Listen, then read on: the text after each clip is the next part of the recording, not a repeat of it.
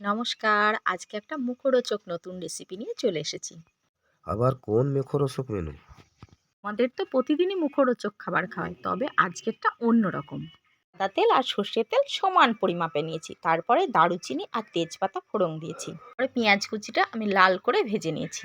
পরে টমেটো পিউরিটা দিয়েছি। তো যখন কাঁচা গন্ধটা চলে গেছে তখন রসুনটা দিয়েছি। এখানে বাটা রসুন ব্যবহার করছি। তারপরে আদা বাটাটা দিলাম। পরে ভালো করে মশলাটা কষিয়ে নিয়ে এখানে চেনা মশলা, জিরে বাটা, ধনে গুঁড়ো, হলুদ গুঁড়ো দিয়ে মশলাটা ভালো করে কষিয়ে নেব। পরে এই যে কাঁচা লঙ্কা, এটা না দিলে তার টেস্টই হবে না।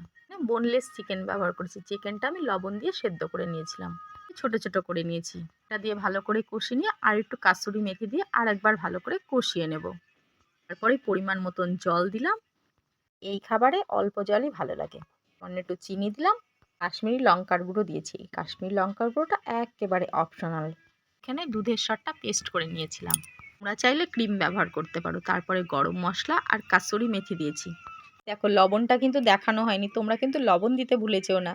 এই চিকেন ভর্তাতে বাটার দিয়ে নামিয়ে নিয়েছি। খেতে অসাধারণ।